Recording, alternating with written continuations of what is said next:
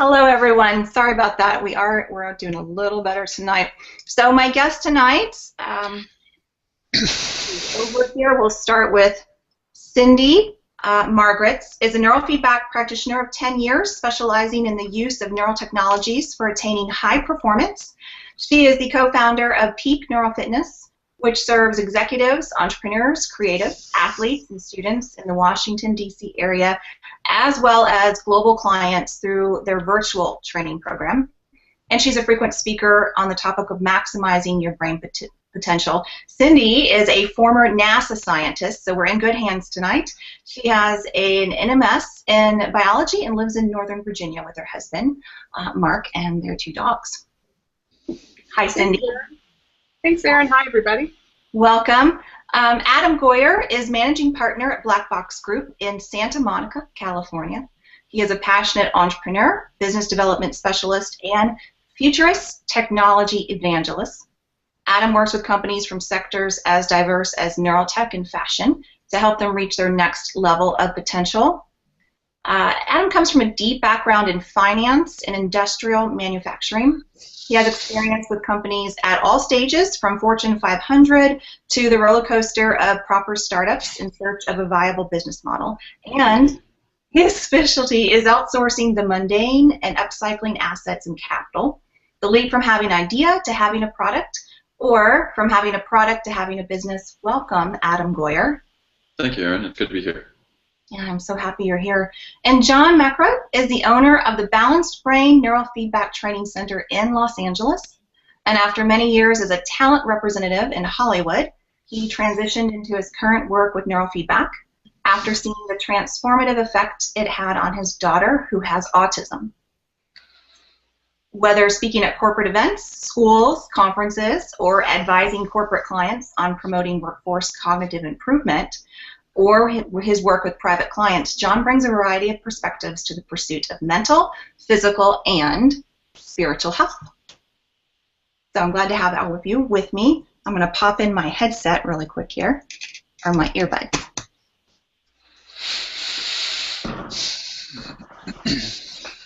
All right, let's start out with one of our questions that came in that is actually a pretty general question. What is neurotech, for anyone who doesn't know what we're talking about tonight? Yeah, neurotechnology is a merger of science and technology. It's really any technology or science that advances our understanding of the brain and how it works, or advances our ability to visualize or see better what's happening in the brain, as well as any technologies that help us understand how to change how the brain works. So anything that would tell us how to modulate brain activity. Adam and John, you want to add anything to that? Yeah, when I think of a lot of neurotech, I think of brain-computer interfaces. It's a subcategory of neurotechnology, and it's the way that humans interact with computers through their mind, as opposed to through hands or something like that. Yeah, I think that just about covers it. That covers it. Yeah, it does. Let's talk a little bit about what industries could actually use neurotechnology, and then I want to go right into how we might implement that in clinical practice. I'll jump in on that. So I was just having a conversation at Digital Hollywood earlier today with Daiquiri. Daiquiri is the company that ultimately purchased the company Mellon, and they're using it in health and safety environments in industrial applications. So they basically are building a wearable a safety helmet that you might wear on an oil field or inside of a factory. It has all these sensors built in, and they're looking for indicators of stress or something going wrong with the actual worker themselves. And they've got EEG, heart rate, and some other stress biomarkers on there. I like that. There's a lot too within the sports industry, athletic teams. There's actually a lot of money being put into implementing neurotech into the training of elite athletes. I mean, it's already going on. It's going to be a big market. Yeah, there's a couple of companies I know that specialize in that. There's a piece of software out there designed for basketball players. There's a piece designed for hockey players. So the sports people have really grabbed onto this because performance metrics are crucial. in that. Obviously, the military, DARPA has been on neurotechnology for a number of years and probably have things that we don't even know about yet, paid for with our tax dollars. So at some point, I'm sure that will make the transition into the consumer space. That's an area of application that's highly sought after. Obviously, the industrial, as Adam mentioned, and then there's the giant commercial market. Applications for neurotechnology are popping up everywhere. I think most people have probably seen at this point, you know, the Muse headbands and the Melomind and things like that that people have been talking about for a while, just starting at the basics with your Fitbit. So the market penetration has begun. So I think for people watching, well, let's take a break. Let's go to a question that came in from a consumer. We're talking specifically about neurofeedback, which first, let's give just a general definition for those people who haven't heard of neurofeedback. Yeah, neurofeedback is when you're giving back information about the brain waves. So the feedback part is that you get information about how your brain is performing in real time, as opposed to biomonitoring, where you'd be collecting data and then showing to you later. So neurofeedback is a real-time process. Okay, great. And for consumers, to know, there's a step-up dividing point about neurofeedback. There are a number of devices out there that people casually refer to as neurofeedback that are stimulatory technologies, which are not actually feeding back to the client. They are stimulatory in nature, quite effective. There's a number of different programs that utilize that technology, but that's kind of subtly different. So for a consumer is just entering into this conversation, that's a very specific question to ask of a provider. Is this a stimulatory kind of technique, or is this a feedback style of brain training? So John, you're in your office right now. You're a neurofeedback provider. Can you show us your setup? Can I show you a setup? Can you twist your computer? And I probably who's never been in an office to do neurofeedback and who is wondering, what does that even look like? Yeah, well, I'm going to grab my camera off the top here and let's see if we can make that happen. This will all end in tears. This will all end in tears. So there's essentially a chair that the client sits in. You can unfortunately just see the back of it, and they're witnessing a monitor screen in front of them. Wires that you can see dangling down are attached to their scalp, which are fed into an amplifier. Excuse me, this morning's coffee is still here. And then fed into a computer program, which then feeds back the signal in some fashion to give the brain some information on how it's performing and how it can change itself, essentially, to perform better. And for anyone who hasn't watched some of the sessions on neurofeedback, if someone's coming in, what types of challenges do people normally have when they come in to either see you or, Cindy's also a provider too? Who do you see? Right. I see the spectrum of folks from, I view brain performance as a continuum. People come in here challenged by sleep disorders or anxiety, depression cycles, or focus and attention issues, ADD, what have you. And there's a symptomatology that's present in that particular person that they want to remediate, all the way up to, as Cindy knows also, peak performance people who are perfectly fine. They don't have anything really wrong with them per se. They just want to be better. So on a straight cognitive performance level, it runs that spectrum. Then on top of that, if one wants to get more esoteric about it, there's the spiritual development aspect. I view neurofeedback as a technologically assisted meditation technique in some regards. There are ways to utilize some of this technology to really expand your consciousness and really delve into who and what you actually are outside of just raw cognitive performance. There's a lot of depth to be had. This is a 21st century meditation technique in the purest sense of the word. That inner awareness of self. So we work a lot with focus and stress. You do? Okay. In our high octane brain program, we're working on memory, reaction times, focus. Right. Stress and your ability to handle stress, to be resilient to stress, to oscillate from stress to refresh. That can get in the way of the peak performance. We work a lot with stress. And we're just starting our Zen Mind program, which really works on neuro-assisted meditation.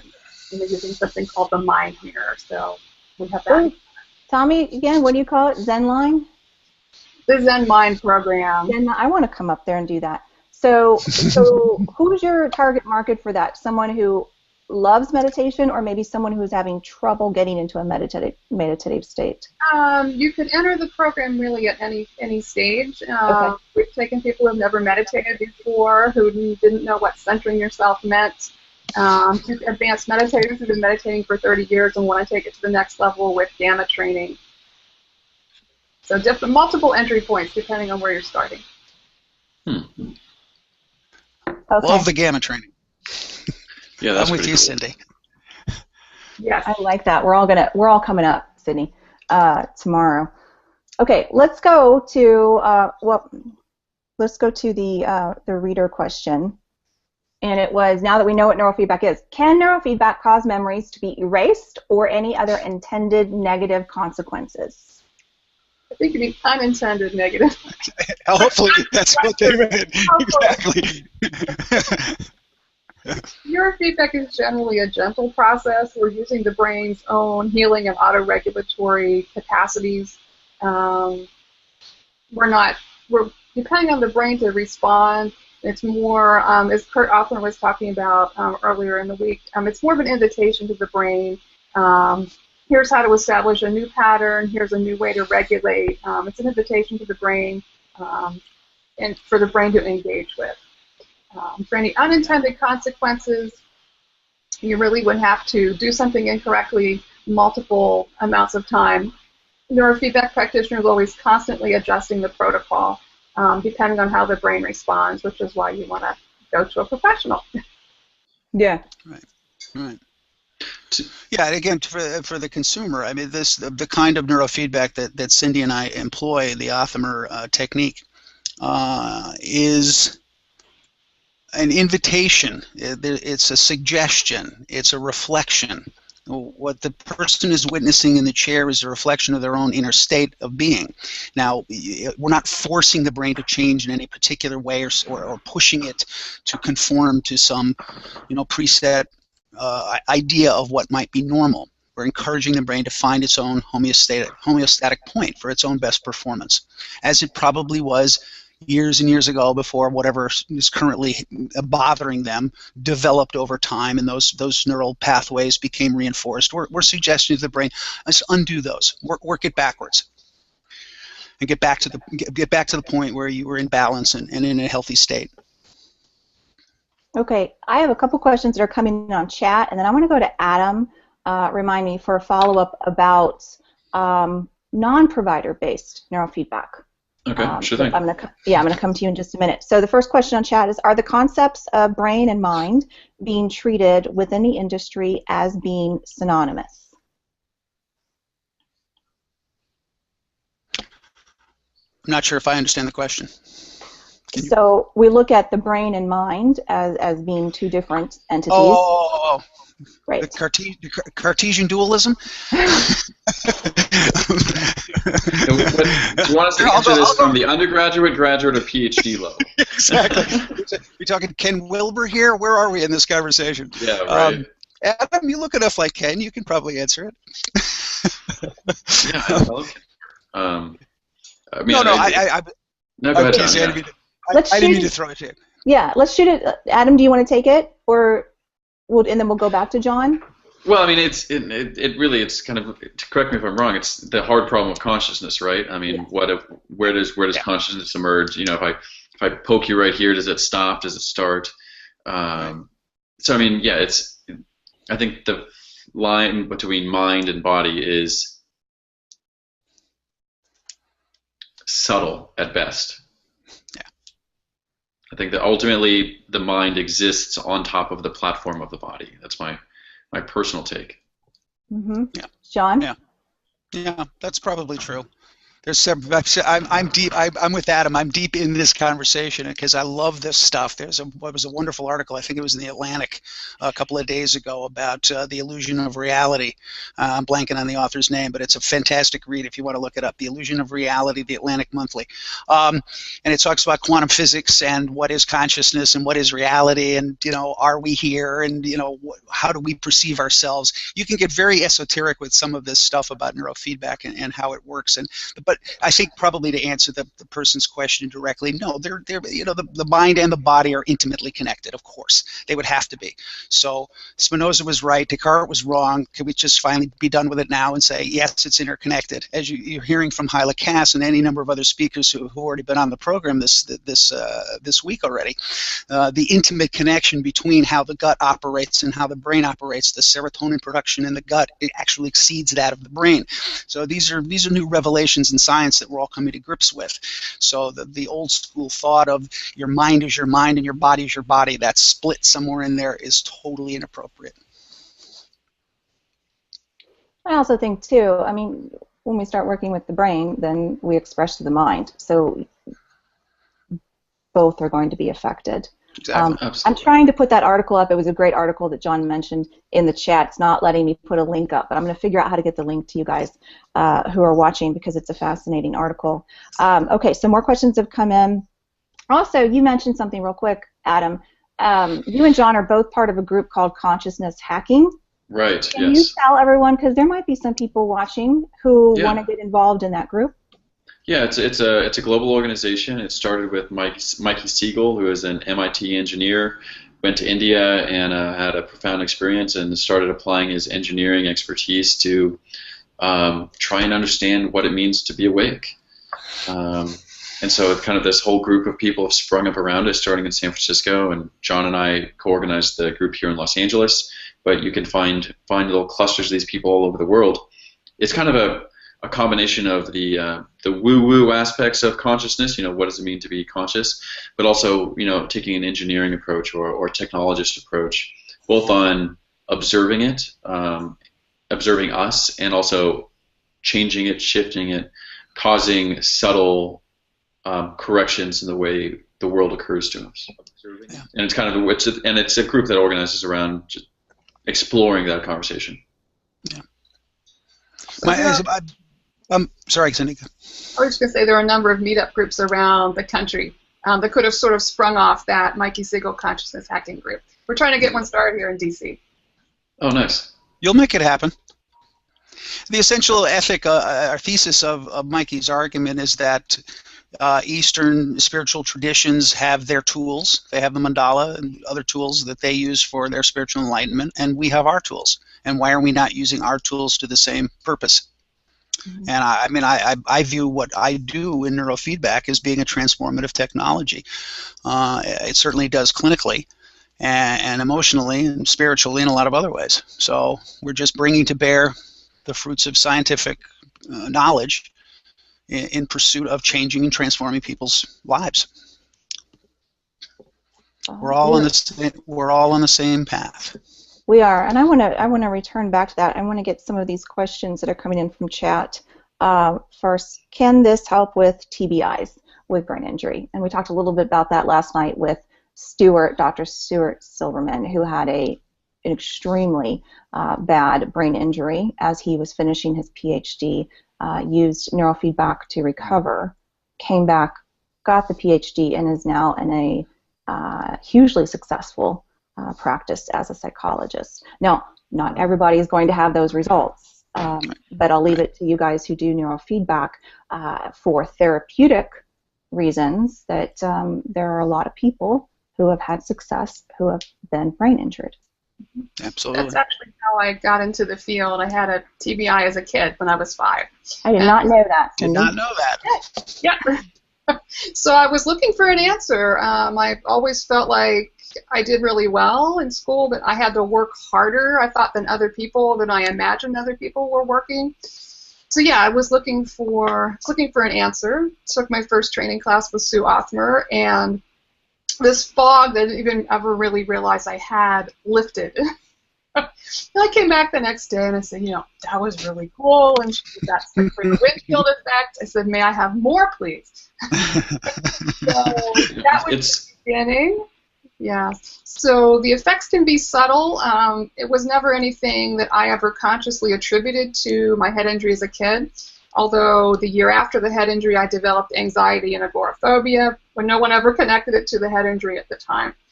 But we find many adults we work with have had head injuries at some point, that they never connected to their current symptoms either. So we can almost always make things better. So, yeah. When I started training recently with Dr. Hill, who has a clinic here in Culver City, and we did a QEEG. I thought I was going in mostly to treat some Tourette syndrome and a little bit of the surrounding symptoms for that. And when we did the QEEG, we found that I had a kind of a classic head injury pattern from what I presumed to be either playing football in high school or a car accident I was in college. And so we started treating it. It's kind of the classic zigzag scar pattern, right down the top of the brain. I was like, huh. So we started treating that, and more focus, more attention, just more bandwidth. It's been quite profound. And that was pretty recently, actually. And I would also encourage people to tune into Debbie Hampton's speech, her talk. I think it's on Friday. She's on Friday, and she has come back. She has used several different treatment forms to come back from something where she didn't even know who she was, that she was in existence, that she couldn't talk. She is a brilliant science writer and a very popular brain blogger. So if you are watching, if you know someone who's had a brain injury, her talk is free starting on Friday, and I really encourage you. She's so inspirational for anyone who feels like life is over, because the circumstances that led up to the brain injury are just devastating. And what she's overcome will give you hope that you can not only overcome these types of challenges in your life, but that you can go on to really have such a better life than you imagined. Okay, so we have more questions coming in, so I want to go quickly. I want to say hello to Alex Doman, who was a speaker on day one from advancedbrain.com. And Alex was my provider. We used neurotechnology called the listening program, which is music listening therapy. I actually have my bone conduction set with the amp here. So hi, Alex. Alex had a question for you guys. Debbie Hampton is here. She said she's blushing. Debbie, we love you. I'm so glad the chat is enabled tonight so I can see you guys here. Apologize it wasn't last night. Alex's question, what do the panelists believe will be necessary to occur in order for neurotechnology to be accepted as a mainstream solution for brain-related disorders? Wow. Well, I think that actually what's partly what the prior caller was talking about. When you talk about brain injury, I think most people in our culture feel that's a death sentence. When you have a stroke, a neurologist, pretty much they still say at this point, the gains you make in the first 6 months, that's all you're going to get. It's nonsense. That way of thinking is nonsense. I'll say it flat out. Neurologists, the medical profession has to understand, I can't fathom why they don't at this point, it's been 50 years of research, that the brain is, certainly from our viewpoint, one of the most malleable, flexible, repairable organs that we've got going on. I just lost Erin. I don't know what happened to her. Hopefully you can also see me. I can see you're real. The recuperative possibilities that exist inside your head are beyond question, and they are remarkable. So anybody who's out there struggling with the effects of whatever it might be, addictions or brain injuries or stroke or any number of things, your brain can repair itself. You can get a life back again. These people are not an anomaly. The people like Debbie Hampton, present company included, Aaron, people who have come back and worked through deep struggles. The possibilities are there. The brain is incredibly trainable. It just needs information. It's desperate for it. It's sitting there alone in the dark, and all we have to do is provide it with good information. Alex's program provides it auditorily. Cindy's in Minds provides it visually. There are any number of ways to do it. Just get out and do it. Health is at hand. Mm-hmm. Yeah, I think the research that's coming along, actually there's tons of research now on neurofeedback. It's going to make a difference, and it's really a paradigm shift. And I think the research is going to show how effective neurofeedback is, and the imaging research is actually validating the changes Exactly. that the research is showing with the neurofeedback. So Exactly. Yeah, FMR research is going to help itself. Yeah, the fMRI research that's coming out is actually shedding the light on what you and I've known for a long time, that the bioelectrics of the brain are changeable. What a surprise. Yeah. But I think what Alex is getting to is it's going to have to be about you, the person viewing this, taking charge of your own health. And if you're not getting the answer that you don't feel is satisfactory, find somebody who will give you another answer. Keep looking, keep finding, keep pushing, and ask all the questions. The internet is an invaluable tool. It's out there. Not that you should memorize WebMD, but be proactive about your own health. That's the quantum shift that I see happening in our culture right now. Personalized medicine that is patient-centric. That's what's going to get people healthy. Yeah, I'm going to jump in here too. I think it's very important. I remember Hyla Cass and I were speaking about how certain organizations find that consumers are dim, that we are not smart enough to do our own research and make our own decisions, and it's just not true. And I think that what has to happen for neurotechnology to be mainstream is that consumers have to rise up. You have to go to your doctor, you have to go to your psychologist, you have to go to your therapist, and you have to constantly ask them about these things. Understand on the first try, if you have a doctor who's more traditional, they may not be open to it. But the more of us who go in and start talking about these methods of treatment or these solutions, then the more doctors start to take notice. And this is kind of what happened with the functional medicine movement. Mm-hmm. We have so many people learning that they want a functional medicine doctor. They want to treat from within to be well instead of just treating symptoms, throwing things at the symptoms. And what happens is more and more doctors are saying, oh, now there's a nutrition connection to the brain. There's a nutrition connection to our longevity and to Alzheimer's, and they're going to get help. We had Dr. Drew Ramsey talk on day one. He's a psychiatrist. He specializes in nutrition for his patients. Yeah. So we've got more and more, and he says when he gives talks to psychiatrists, he has standing room only. They're hungry now for this information. So same thing has to happen that happened in the health world and the functional medicine for neurotechnology, is those people who got help need to talk about it.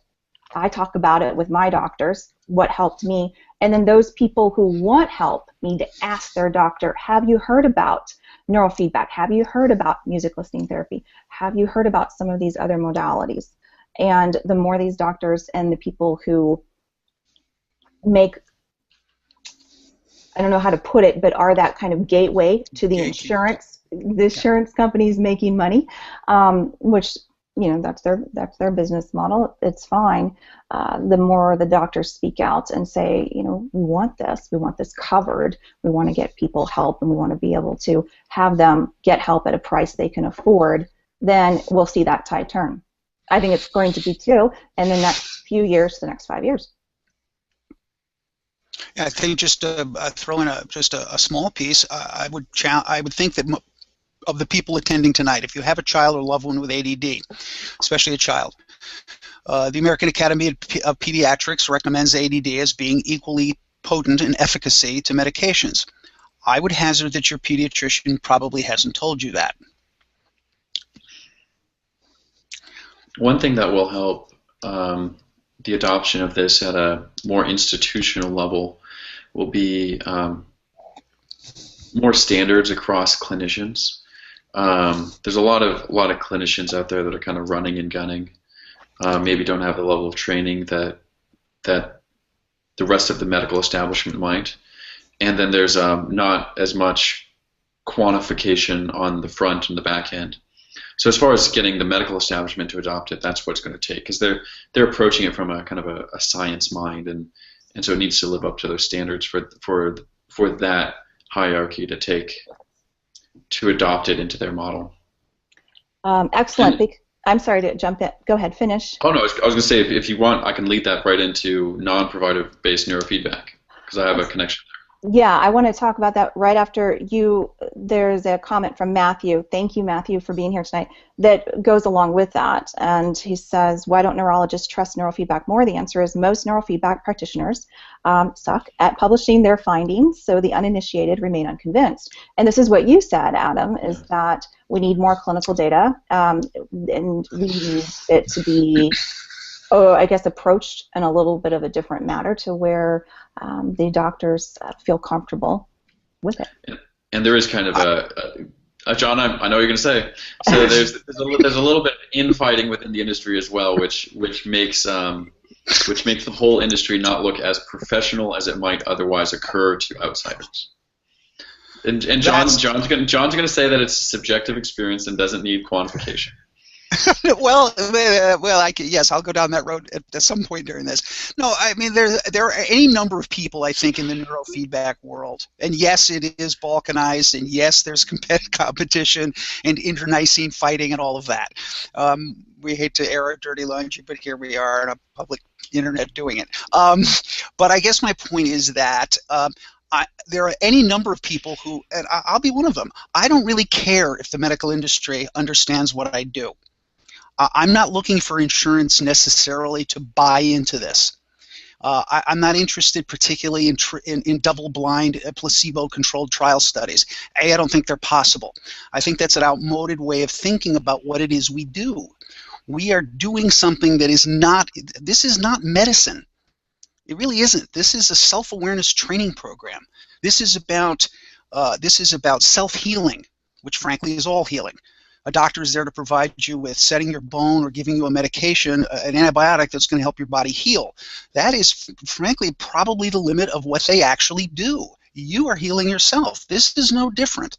You're coming to me, you're coming to Cindy, you're coming to a provider to try to get your brain to understand how it works. And I'm not sure if that's going to fit into an insurance model, I must be honest, unless we completely turn what I perceive to be a sickness model anyway. I don't think it's a healthcare industry. I think it's a sickness care industry. If we turn it upside down, maybe we could get that to happen. But I get so tired of people saying, where are the studies? Where are the triple? I don't care anymore. I know what I do. I know how effective it is, and I don't think, frankly, it can be measured in those ways. I just don't. So I think we're going to be waiting a really long time to get qualified studies that are going to be accepted by the Journal of New England Journal of Medicine. I don't see it. John and I have a subtle distinction on this. We're slightly different. We have slightly different approaches. We can go down the quantitative side later. That's fine. There's another. Cindy, sorry, I was with you. I was going to say, I actually agree with both of you. I think neurofeedback is a tool. I think the research is emerging. Much of it is there already. Yes. It's a tool that can be used in multiple ways. I think it could be used clinically for a clinical treatment of something. It can also be used for consciousness awareness, consciousness expansion. So one tool, multiple applications. I don't think we have to fit the tool into the same box. Right. I agree with that. But you can see how difficult that makes it to quote unquote test it in a scientific methodology. How do you wrap your brain around a tool that does that many things? I mean, it's not like a drug. It's not like a surgical procedure. You pick one of the things it does to do the research on. Yeah. All right. And just to interject real quick, and then I want to move on to Adam in non-provider based. Just since we had Alex Doman on with us tonight, they've received approval from TRICARE. So for active military families who have children who are dealing with challenges, they can get that neurotechnology completely covered. And they also have a veteran program. I think, and Alex, you might want to correct me, but I know that TRICARE. So they've gone through, and the listening program and In Time, which is another technology that they have, do the same thing neurofeedback does. They help a wide range, a lot of different things. Some things, it's based on how you feel. And yes, that's hard to measure, but they have done it, and Alex has been very meticulous, I think, in getting case studies, in trying to get studies involving his solutions so that they can go that route and get families help to get payment. Because let's face it, not everyone can afford to pay out of pocket for neurofeedback, for the listening program, for any of these other really wonderful things that are on the horizon. So we need to look at how do we help these technologies get covered so that more people can get the help. Okay, let's move to Adam because we got a lot of questions that came in and I want to go. But I want to hear your thoughts on a direct-to-consumer model of neurofeedback. Yeah, so the current wave of neurotechnology, the main consumer companies are Muse versus who are the other Emotive. These kind of the first wave of consumer-based neurofeedback or neurotechnology companies, right? Brain-computer interfaces, and they've got their place and the strengths and the limitations. There's only so much you can do at a $300 price point. They're dry sensors, so there's some limitations there on just at the physics of gathering that signal. I think what would be helpful is to bridge the gap culturally is for us to have a clinician model where you go in, you see your clinic, you do the heavy lifting in the clinic, and they send you home with a consumer-facing device that helps you practice the rest of the week.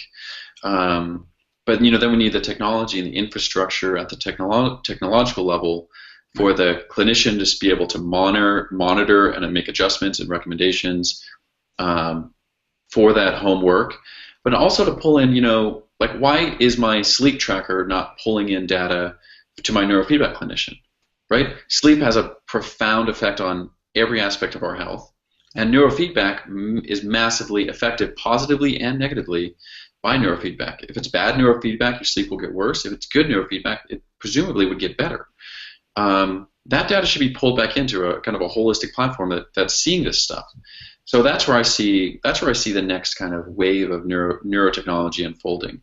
Once we've got a kind of a clinician and home use model established with a pretty wide level of adoption, the technology and user adoption and kind of the cost curve will have moved forward. The user interface will be streamlined a little bit. We'll kind of have this big data of squiggly sine waves that we can then apply machine learning on top of, pull out the relevant stuff, and then that's when we really see the consumer-facing stuff. The dream of neurofeedback, where I'm sitting at my desk. I'm just a regular guy, totally not plugged into this kind of seminar at all. But I've got a jawbone in my ear that's pulling a little bit of EEG signals, or pulling in some data from my glasses, and it's like, hey, Adam, you're not on point right now. How about you go for a walk, or something, right? Whatever the dream of this technology ultimately is, okay. And that's still some years away, but it's coming quickly. And the more the different neurotechnology companies collaborate, I think the faster we'll see it get here. Yeah. So kind of have the first phase of what you're talking about. We provide through our virtual neurofeedback program where we do the heavy lifting at the office, and then clients take a remote unit home to train during the week. Nice. So that's available now, but the technology could certainly evolve to make that easier and better and integrate with other data sources. I mean, I love to have more data about how my client's sleep is during the week. Yeah. Yeah, you're right. The sleep one is vital. And that seems to be on the horizon. I know Signet, the platform that Cindy and I have used, is starting to add on new biometric inputs into the program itself. So it's really very, very close. I think, Cindy, I don't know, your home user, are you using paste and sensors, the traditional paste and sensors? Are you using some kind of headset? That's an option. We also use saline and a headband. Okay. No, we're still sort of stuck at a technological. We need one more device. Wouldn't it be great to have just a nice, simple, relatively inexpensive headset that they could just feed this data in? We're so close. Please, Adam, work on your friends. Get a new headset out there. Yeah, in all my free time, let me just get on that for you.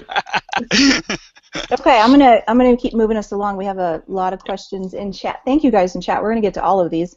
I want to skip through. I saw one. This is from Brandstorm. How is Neurotech related to branding? Oh, like a neuromarketing. Is that more like neuromarketing? So I think every major advertising company in the world right now has some sort of neuro division. Like I think the first time I ever heard about it was the Mini Cooper. They designed it to evoke a similar response to when you looked at a baby or something like that. So you had these really happy, positive responses when you looked at it. And they just kept tweaking the design until you look at a baby, you look at a Mini Cooper, and you have a similar response, right? If you look at who owns the majority, like the company that owns more neurotechnology patents, and this is from Sharp Brains, this is their reference, it's one of the advertising agencies. They own more neurotechnology patents than anyone else. Yeah. And so what marketers are really trying to crack this nugget as well. How do we get another layer of what, if I look at something and I have a physiological response or I have a striking neuro response, what is that? What is that?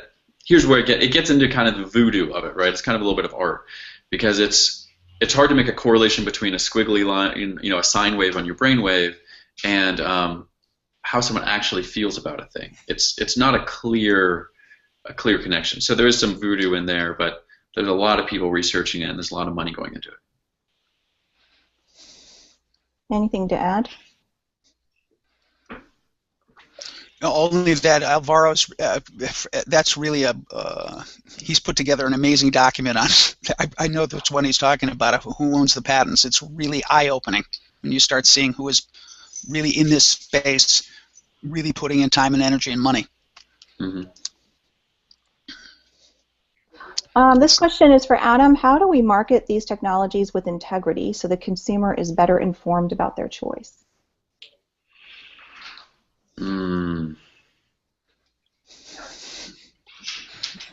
That is a tricky wicket, isn't it?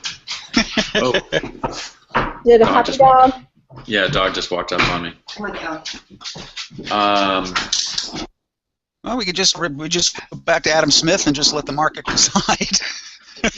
I mean, ultimately, it's all marketing, right? All marketing, you have to be integrous. You have to say what's true. You have to say what's honest, and you have to set up expectations for the consumer that are appropriate. If you tell someone they're going to put on a headband and they're going to achieve enlightenment, they better achieve enlightenment. If they're not going to have a profound spiritual experience when they put it on, don't tell them they will. I mean, that's kind of a novel approach to marketing, but it's worked for our firm. Adam, I'll cross-talk for a minute. Do you think that most of the manufacturers out there are being a little grand in some of their statements about what some of these devices might actually achieve? There's no circumstances where I'm going to answer that public question. Answer that question publicly. All right, you'll email me privately. So if let me go through some of these questions. I have some questions for you guys. Want to make sure that those people who came tonight have their questions answered. This is for Cindy. The brain fog, having to work harder at school, describes my son after surgery and a bash to the head from a fall when he was 10. He's 14 now. How did you lift that fog? Oh, I lifted that fog with some off-mer-based neurofeedback, which really looked for the resonant frequency that my brain operated best at, and when we reached that resonant frequency, I kind of woke up, so to speak. There are different methods of training neurofeedback. The off-mer method is one. We use QEEG or brain mapping in our office as well, and that can look for, as Adam mentioned, different patterns that are typical of concussion. What we're really looking for are those areas that are underperforming. We can't really work back diagnostically and say it's due to the concussion because obviously we didn't have a map from before. But we can say these are typical, and we really don't even need to make that diagnosis or make that call. We just say these are underperforming areas. Typically with some kind of head injury, it's excess slow waves. And then we just create a protocol to teach the brain to make more fast brain waves. And in the process, it learns to regulate itself better and regulate those slow waves. So yeah, it's a fairly amazing process. Thank you, Cindy. Here's a question. Are there any breakthroughs around Alzheimer's? My mother passed of Lewy body dementia. Nancy, I'm sorry. So let's talk about Alzheimer's.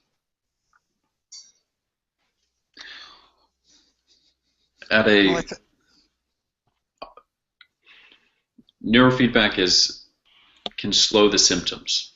Right. Yeah. Ultimately, it's still the tissue is still degenerating at the cellular level, but we can, with our current technology base, we can slow the symptoms. So with a series of therapies, this technology and others, you might be able to move the needle a bit, but there's still a decay that's happening at the cellular level that we don't have great tools for amending. Yeah. It's a testament to the brain's flexibility again. Its constant recalculation of its own performance, that as certain parts of the brain, let's say, are degenerating, other parts will come into play and take up some of that function. So it's dramatically slowing which is clearly a progressive degenerative disease, but it's slowing the trajectory over time. It's maintaining performance at a much higher level than one would expect without doing things like neurofeedback. So it's going to provide a quality of life over a much longer period of time than a person who isn't doing it would enjoy. Okay, thanks, guys. I want to say hi to Dana. She's listening from Australia, first time at this technology loving summit, and she's blown away. Thank you. And Cindy, the person who just asked that question to you, said thank you for your answer. Okay, so I found one up here. It was again from Matthew. Matthew, where did it go? Neurofeedback is likely an effective primary treatment prevention strategy for anxiety regulation. If neurofeedback treatment caused less abstract thinking, creativity, how would we know? Less abstract thinking and creativity? My take on neurofeedback is we're always enhancing what's there. We're generally not taking things away, and we're giving the brain the skill to choose other things in addition to what's there. Right. So usually we're enhancing creativity and abstract thinking. If the brain can shift out of anxiety and into a calmer state, those types of capabilities, those talents and abilities will naturally emerge. Right. Yeah, it's a self-regulation training methodology. If you're training the brain to be more responsible for its activities and to work at a reduced level of energy expenditure, let's say, to use it in that frame, the extra time and resources that it has can be expanded into other things that you'd like to do. So your memory will be enhanced. It's not so focused on the maintenance task at hand, but it has a lot more flexibility. So my expectation and what I've seen clinically is that, yes, people become more creative and have better memory and have better focus and attention skills because their resources are more available. I just passed a question from Jane. Hi, Jane.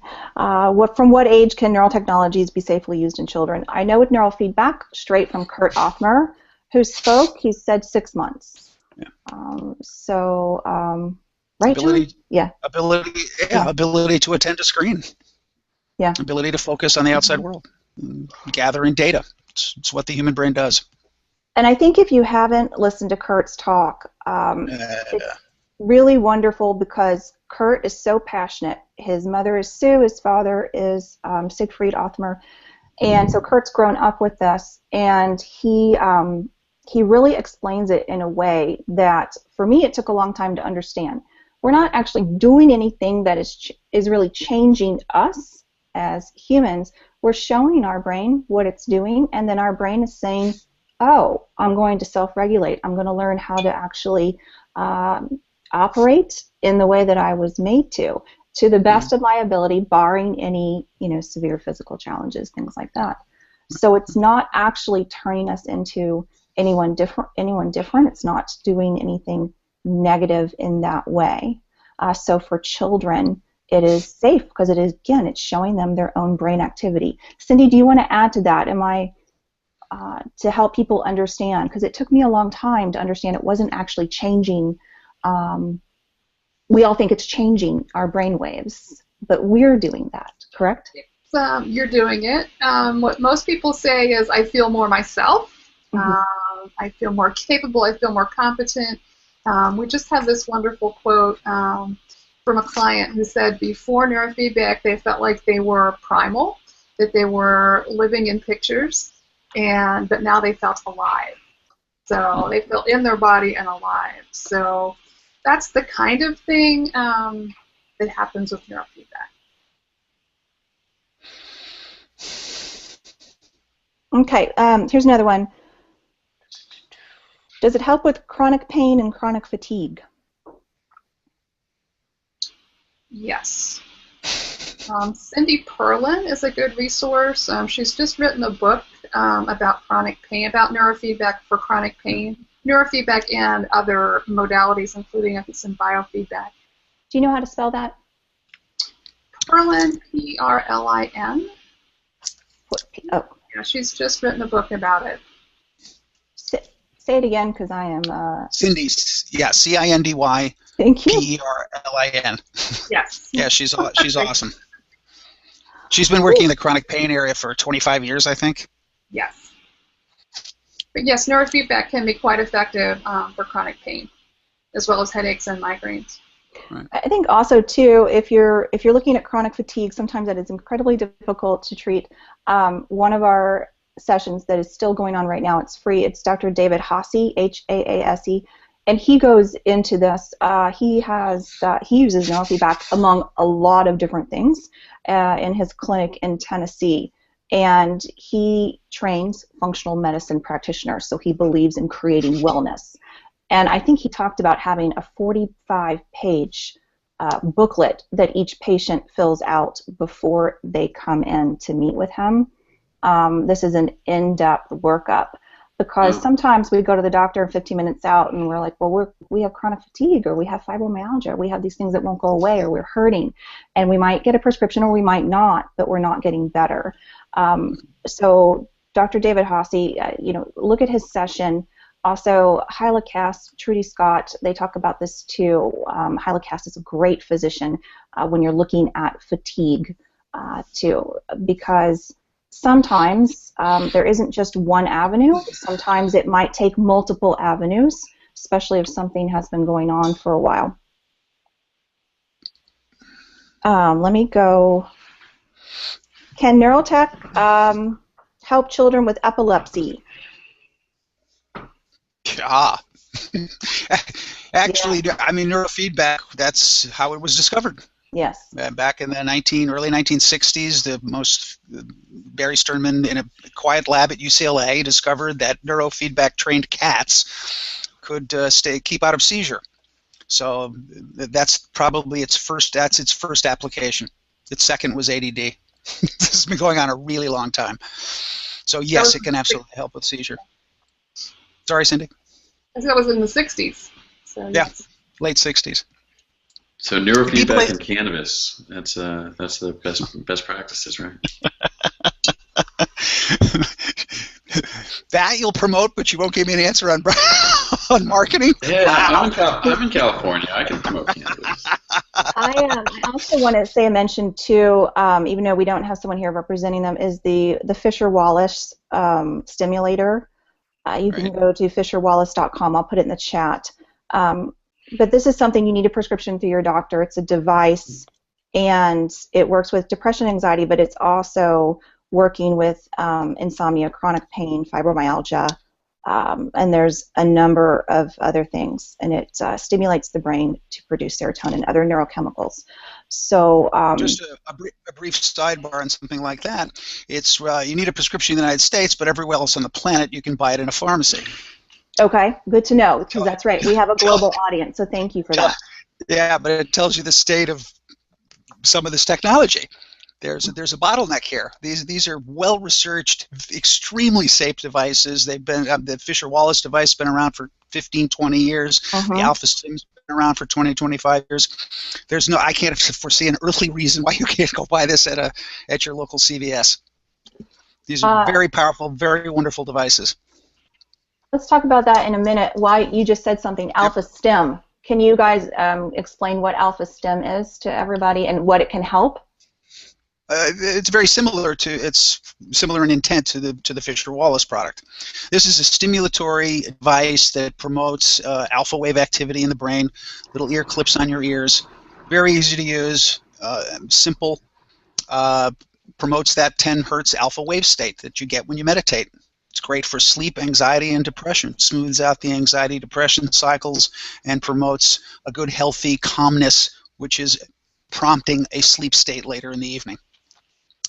Very good device. We should probably give a shout out to Think if we're going through stimulators as well. Say again?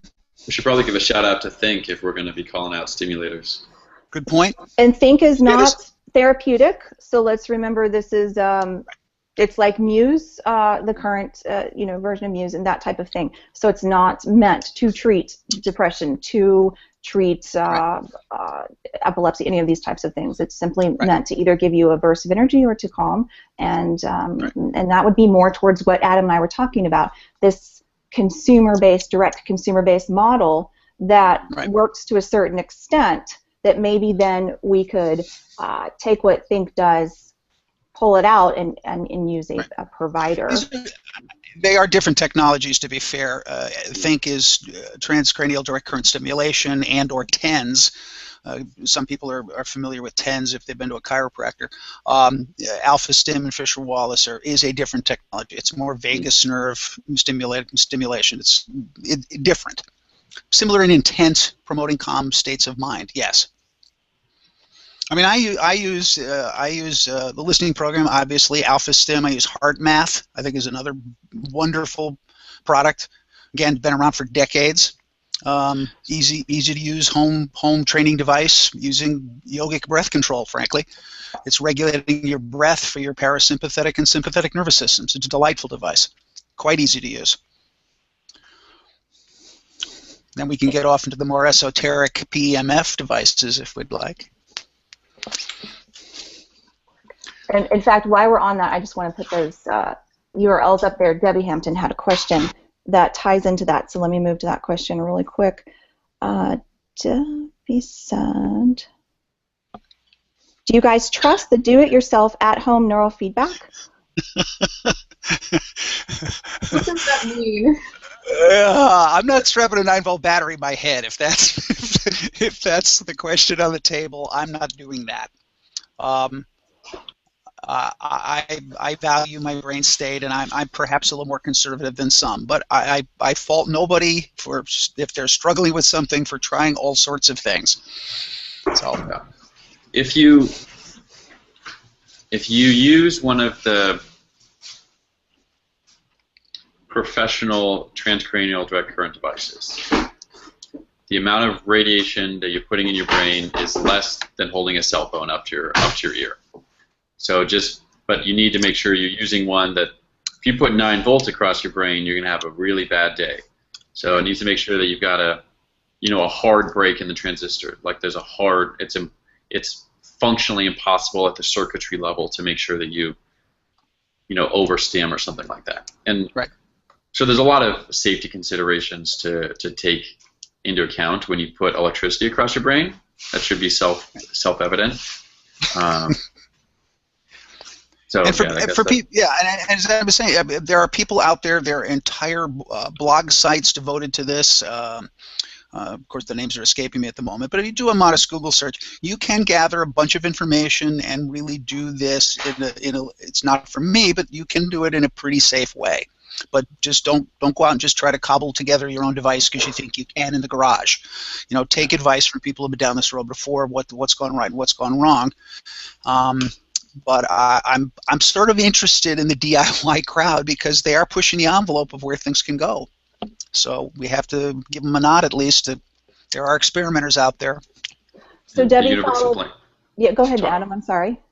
Talk to your doctor, right? Yeah. That's what my lawyer would require me to say right now, right? And that's what I think needs to be really important because Debbie followed up. I have a brain injury. Could I do harm? this is where it is so important that we take responsibility. We do have to speak to a medical professional at times, because these, especially the do-it-yourself type things that are happening, that we don't know the extent. But I think that move forward with caution. Yes. Yeah. Okay, so Matthew, well, this makes more sense. So Matthew is a neurologist who has searched for reliable neurofeedback methods for epilepsy. Please help. All treatments need dosage, method, and outcome. Are all neurofeedback treatments equally effective, and what kind? There's the million-dollar question. No one's ever done a side-by-side analysis of all the different methodologies used in neurofeedback. They're probably, Cindy, 4 or 5, would you think? Optimer, QEEG-based, all its varieties, lens. I mean, there are a number of techniques out there to do neurofeedback. One can argue whether lens is neurofeedback. I won't go down those roads. But I think the QEEG has been around, that up-down training has been around for decades. And I think its success and validation, I think if you go on PubMed, you'll find any number of studies that have been done on the use of neurofeedback for seizure control. This is not new territory. It's not something that just popped up last week. So yes, there are technologies available, and just look past the abstract and go to what is the methodology used in that particular study for the seizure control, and you'll find the one that you're seeking if you're looking to advise a patient on this. But yes, it is extremely effective for seizure control. Yeah, and if you want to give Aaron your email, I can get you contact information. There's someone in the Southeast who is actively, he's a neurologist who's actively pursuing using neurofeedback for epilepsy with his patients, and is really beginning to advocate for the use of neurofeedback for epilepsy. Many folks just don't know it's an available option that could either supplement medication or in some cases substitute for. Absolutely. Yeah, Matthew, send me an email, because that was going to be my advice too. My advice was going to be like, let's contact Kurt Nathmers and let's get him a doctor to talk to. But if you know someone, a neurologist who's already pursuing this route, sometimes that's the best thing for neurologists to talk to a neurologist, because they speak the same language. Right. Well, the Othmers are in this industry because of their son who suffered from epilepsy. Yes. That was what they discovered that was effective for him. This is almost 30 years ago. They worked with Margaret Ayers. Okay, so let's move to a question. There are audio and visual technologies. Adam, can you comment on connecting people through digital whoops. Let me read that again. Adam, can you comment on connecting people through digital touch? For example, Emerge, and how does this work?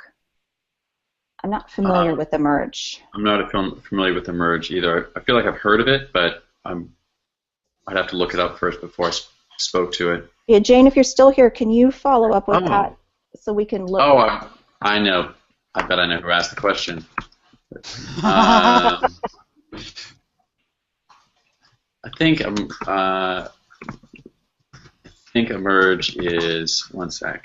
I know, I'm trying to look it up too real quick. If anyone knows, let us know so we can kind of look at it. While we're doing that. Yeah, I got it. Okay. So, hi, thanks for being on the call. I'm pretty sure this person came in off my mailing list. So, Emerge is a technology out of Macon, LA, here, which is an incubator here in Los Angeles. Okay.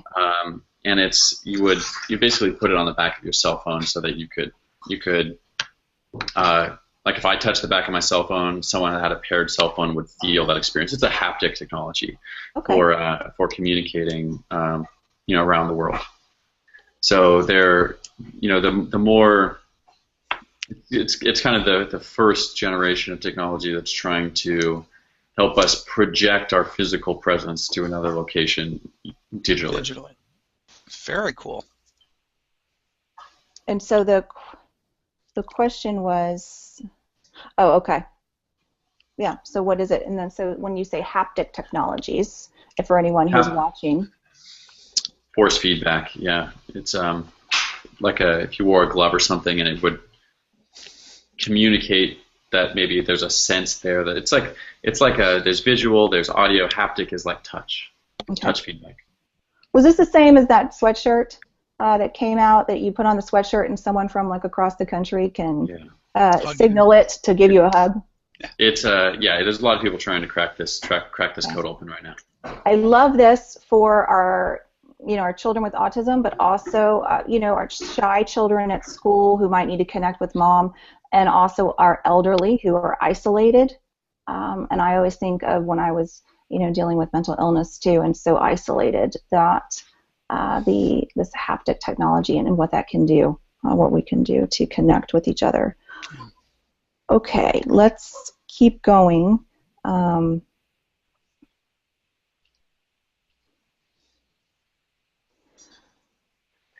Adam, this is a good time. Let's talk about funding, because this is what you do. You help people at different stages get funding to either get their business off the ground or keep it going. Can you talk a little bit about what that looks like, what the landscape looks like? Yeah, absolutely. When I left my previous company that I was at last year, which is a Neurotechnology software company, I came to Blackbox, which is a marketing agency in Santa Monica, partly because one of the things I realized was within the neurotechnology community, there was a lot of people that didn't know how to talk about marketing and how to, there was no agency that had a bunch of copywriters and people that were already familiar with neurotechnology. And it's a hard subject, right? There's all these rules and regulations around it, all this specific terminology. And then beyond that, Blackbox's specialization is in helping companies raise money. So we'll we started with Indiegogo and Kickstarter and actually running Kickstarter campaigns for people as an agency. And then now we're moving into more equity crowdfunding, where we would actually help companies exchange stock, partner with a broker-dealer or an investment bank to raise money from their customers and that kind of thing. We found this is really important in neurofeedback. I was actually I've been in dialogues with some research studies right now who are trying to get funding for their research in neurotechnology and meditation research. Because the people that are passionate about this stuff are familiar with it. Mm-hmm. They want to be engaged. They want to own a piece of the success of the companies that they support. In a lot of ways, this stuff is very community driven. And so previously, up until some changes in the rules that are really unfolding this May and June, only company, you had to be in the top 1%, an accredited investor to invest in Versus or Muse or any of these private placement companies. And so the laws have now changed with Title III, and basically I've positioned our firm to help get some of this next generation technology to market, get it funded, and move hopefully all of humanity forward. My original tagline for most of last year was enlightenment as a fundamental human right, because how do we all be happier and more content? And there's an internal subjective aspect to that, but there's also just a third person external experience that is can be amended and adjusted. So that's kind of what our firm does. So that has passed. The last time we got to Skype was a while ago, and you were waiting for it to pass. Yeah. So the Title III gets implemented in May. It's passed. The law is written. It's passed. It implements in May, and then really we'll see the first crowdfunding campaigns go live in June. Okay. And I'm looking for lucid dreaming technology. If anyone knows some good ones, I'd like to see some of that. So I think there's a good hypothetical case to be made that it can be induced, and I think that there's an established market for it. So I'm on the search. I think there's a market for it too. In fact, that was the next thing on my list to talk about. Let's talk about lucid dreaming technology. For someone who doesn't know what lucid dreaming is, can you give a brief explanation? So do you remember when you were a child and you had a dream and you could fly or something, and you knew you were in a dream but you didn't wake up? Most people grow out of that experience. But some people don't, or some people train themselves to be able to get back into it. So you're asleep, you're in a dream, you know you're in a dream, and you can adjust the dream. I have a friend that he dreams in Final Cut Pro. He's an editor. So when he has a dream, he realizes he's in a dream, and he can rewind it, fast forward it, he can go back and forth in the dream, like he's an editor, So that's a lucid dream. So there's been some research around this that basically the synaptic networks that run higher order consciousness, memory recall, self-awareness, these probably run on on the 40 hertz in the brain, and then there's I think it's like 19 and 40 hertz. There's two different frequencies. I forget what the second one is. And so there's maybe if we induce those, if we lead the brain to turn those networks on while you're sleeping or you're in a REM state, maybe you would become lucid. So there's some research that suggests this. There's also chemical ways to induce lucid dreamings with nootropics or something. So there's probably a way to do it, but we haven't cracked that nut yet. But I actually think it could be a big move forward for kind of subjective health. There's all the PTSD, trauma resolution. Those can be significantly impacted by lucid dreaming.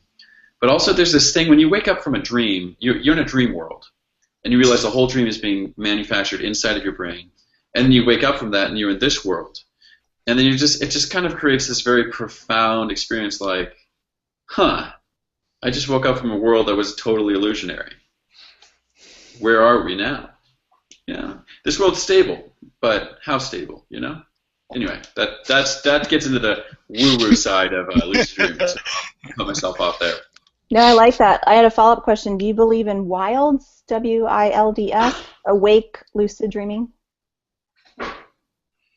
So mushrooms? I'm not familiar with it. It's outside of my perspective. Yeah, Lauren, give us a follow-up as to what you mean by WILDS, so we can answer. Okay, and then while we're waiting for that, let's go to, this is a topic I want to cover, especially before we end. I want to make sure we get to it. For clinicians, let's say therapists, occupational therapists, counselors, coaches, physicians, neurologists, who want to add technology to their practice. We want to look at how might they layer it in, how might they use it, and what are some of the drawbacks, what are some of the things that need to happen, maybe what would you suggest, because I know we're going to have people say neurofeedback, but let's look at a lot of different things. And I think what I discussed with you, Adam, the other night was data and monitoring. Yeah. Yeah, the clinician needs a dashboard where they can see all this information. And nutrition affects this, right? If we can figure out nutrition's hard because it's so hard to track, but nutrition, sleep, some supplements, these are all really easy ways to affect the overall health of the individual at the brain body, gut connection level, right?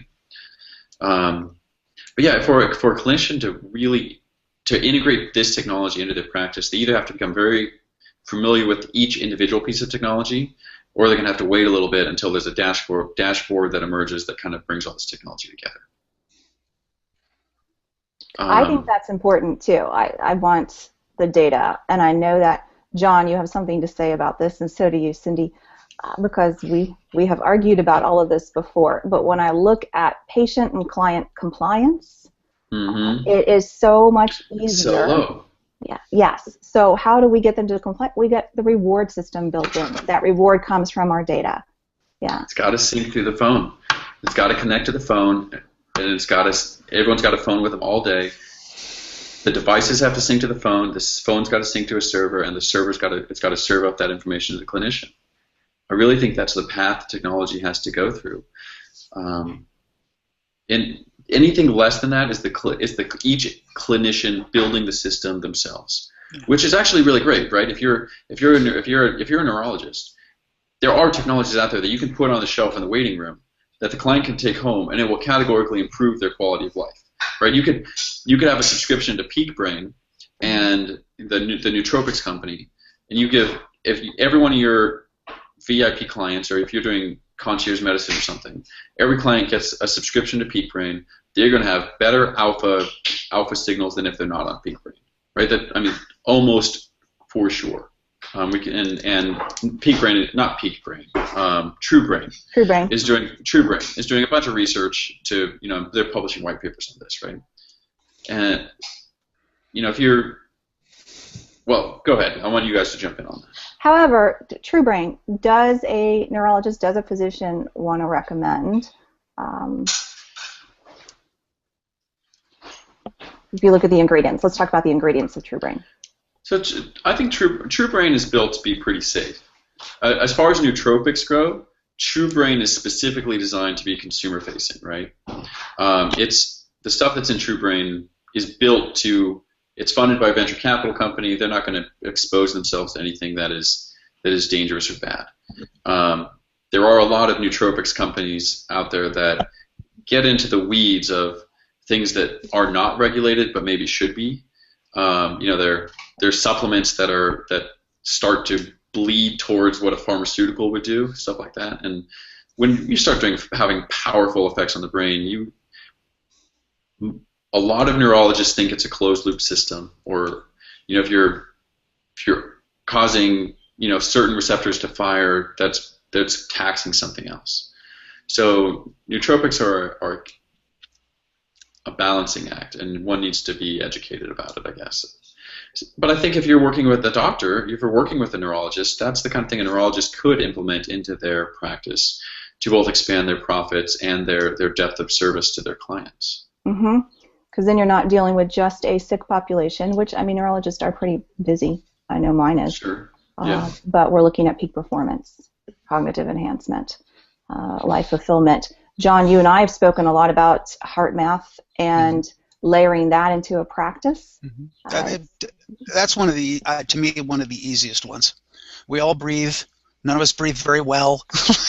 So it's a very simple, very inexpensive, easy to use take-home device that you can monitor from your desktop. If you have a pro version, you can do it in the office, and cloud-based, you can monitor the client from home doing their particular practice whenever they do it. So that's an easy one to lay in. I would recommend that to any practitioner. Simple to explain, half an hour you're done, and off they go. And I don't think anybody can doubt the benefits of proper breath control. It's been around for thousands of years. I had a guy in my office. He goes, "What? So you don't know how to breathe?" I'm like, "Yeah, actually, it turns out that most of us have forgotten how to breathe properly." So it's just you're supposed to breathe out through your stomach's supposed to go out when you breathe. Right. Breathe in, stomach out. Right. And vice versa, right? And most of us, unless we've actually done a lot of yoga, that's reversed. So anyway, right. Yeah, I won't get on a breathing tangent. And when somebody's nervous, they say, "Take a deep breath." It's entirely 180 from what you should do. It's just kind of remarkable in a way. It's not about taking in a deep breath. It's about taking in a slow breath and exhaling it powerfully. That's what's going to calm you down. We've got it backwards. So yes, we've forgotten how to breathe. We talked about this last night with the Ask the Psychologist too, because one thing we know, and I don't know why I can't get the word right. John, you're always my person. It's pranayama. Breathing. Yeah. So, what we want to do is we want to stimulate that vagus nerve, right? Yep. And the way we do that is, you just said, we breathe properly with the longer exhale. And as the wonderful Dr. Stephen Porges has taught us, that it needs to blow out, it needs to be longer. And then even the movement of the facial muscles have a connection to they talk to that vagus nerve. So we increase vagal tone, which then again helps us to regulate that parasympathetic activity, that way that we just exist in that chill out state. Yep. And heart math, M-Wave is what it's called, is one way. There are others, but one device that you can do, and you can get certified from them as I think a heart math coach, and you can layer that into your practice or your business very easily. And almost any business, if you think about it. Yeah. From neurologists to chiropractors to hypnotherapists, whatever it may be. Well, think about coaching, sports coaching too. I know I'm a Texas girl. I'm from Texas, where sports is religion. So parents invest a lot of money from when the kids are really young into getting private coaching for these kids. So there's a lot of neurotechnology that can be layered in there. Can I do my 5-minute rant on kids football? We're going to leave football out so that we have time to get everything in today. And then the other thing, Alex Dome is here too. The listening program that I went through, I became a provider. That is a nice technology that you can send the person home. Absolutely. When I took people through as a provider, and this is something I told Alex privately, what I liked is I do mindset coaching, but if I don't see the people for a week, that's a long time for them to fall back and to procrastinate, to fall back into old habits. Their bad ways. Yeah, right. We're human. We all do that. So with the TLP, the listening program, what I noticed is it prevented them from falling back. It kept them in a forward motion. So that is a nice thing that people can layer in to their practice, their business. And then, of course, neurofeedback. Yeah. And we just layered in something new for us. It's called the Mind Mirror. Oh, what's that? And the Mind Mirror, it's based on Anna Wise's work, 30 years of brainwave profiling. But the nice thing is you can use it in a biomonitoring mode.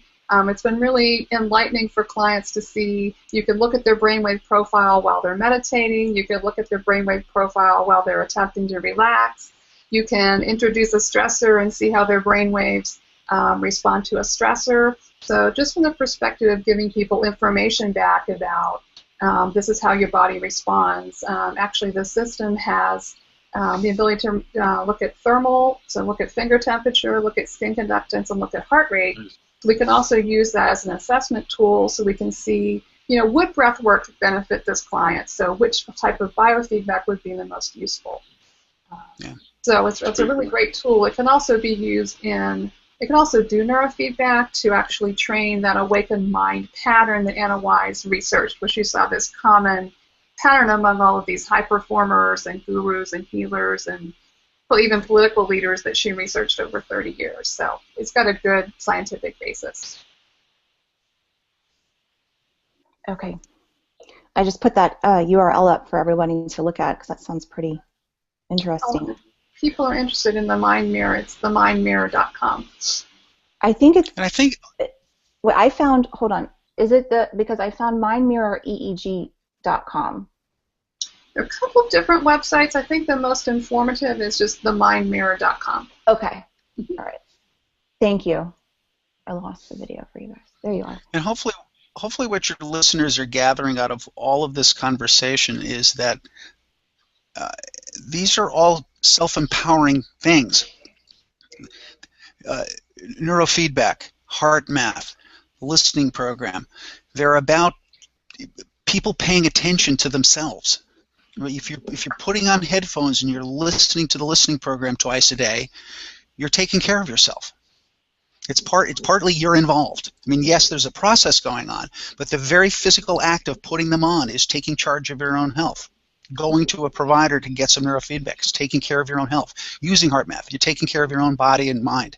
It's all about involving the client in this conversation. They're at the center of this. It's not me or my skills at the center. It's the person. We're just facilitators.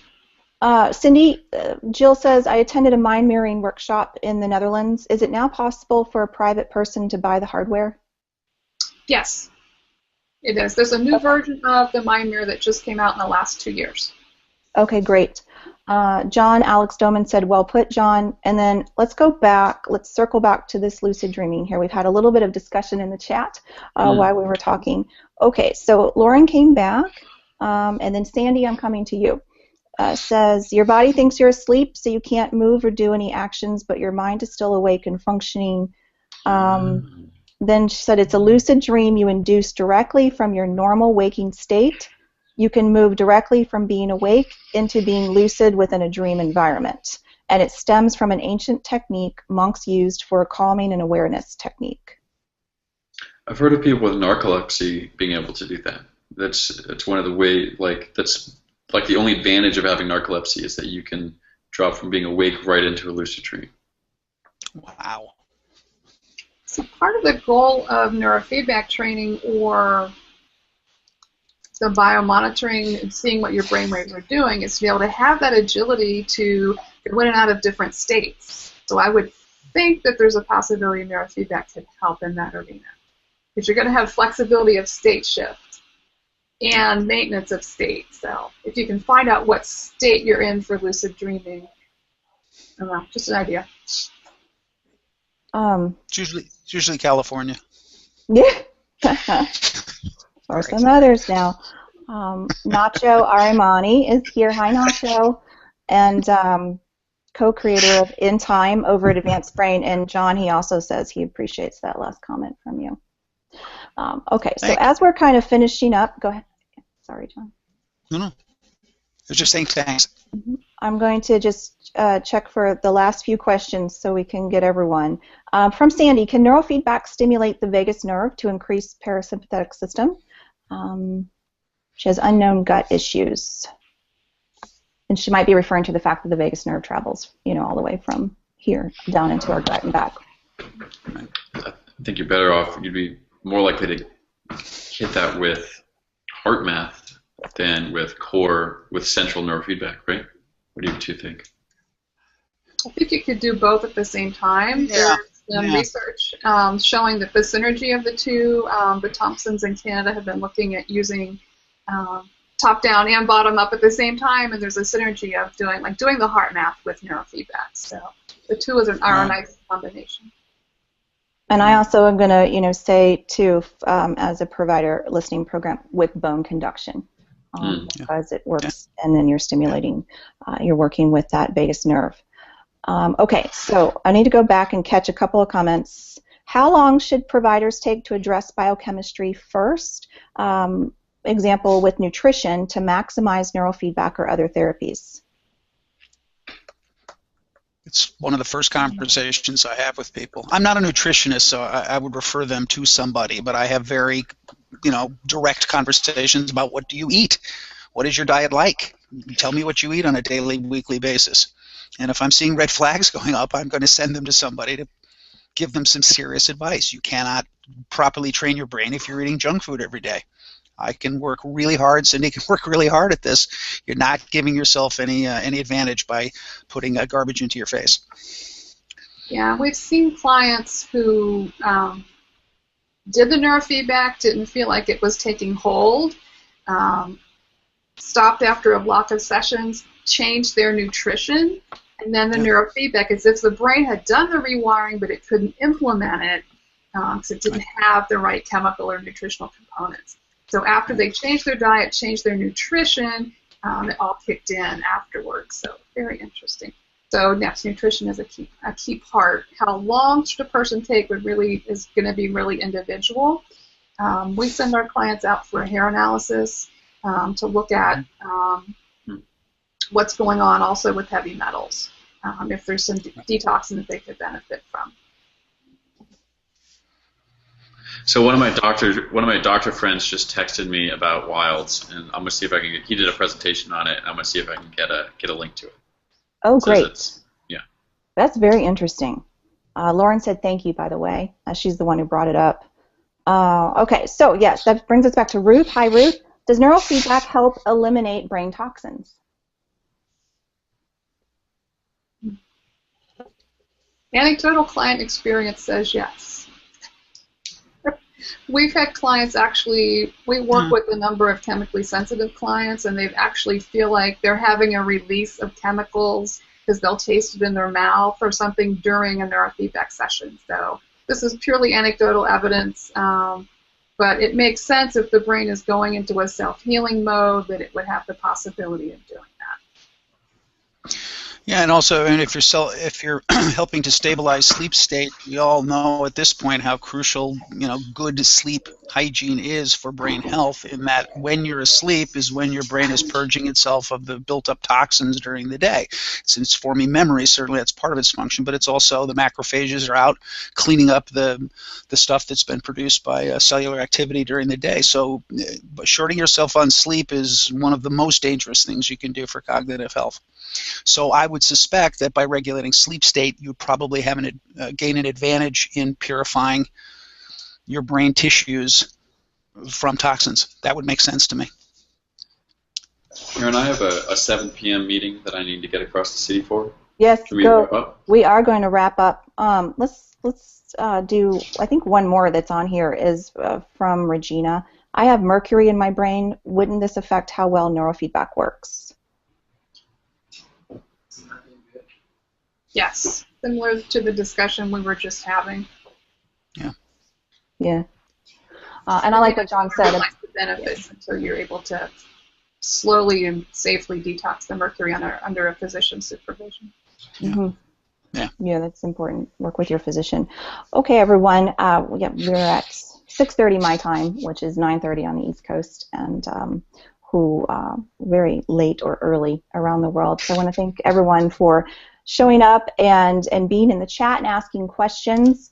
Once again, Adam Goyer is from Black Box Group, and it's blackboxgroup.com. Spelled BLAKBOX group.com. Okay, and then I think John, is yours in your, John Meckrodt is thebalancedbrain.com. Los Angeles, California. Then Cindy Margaret's is peakneurofitness.com. Alexandria, Virginia. And then you also do globally too. Yes. Cindy. Yeah. All right, everyone. Tomorrow is day 4 of Brain Summit, and then Friday we finish up. So again, everybody's coming and saying thank you. Thank you guys for spending the evening with us. I think we have multiple physicians on with us tonight, so I would love to talk more with the physicians. I would love to have a panel between you guys and the doctors so that we could. Yeah, I hope I didn't say anything to inform ignorance. I was just going to say I kind of stepped over a couple of lines. I apologize to the physicians on the call. No, I think it's great because if they're here, they want more for their. They want more, exactly. Yeah. And I appreciate. Thank you, audience, for being here. All of you folks tuning into this. It bespeaks a thirst for knowledge about this and how it can help you. So thank you all for being here. Yeah, thank you for spending your evening with us talking about neurotechnology. I am Erin Matlock, and we're going to go ahead and end the broadcast. Good night, everyone. Good night. Ciao. Thank you. Thank you.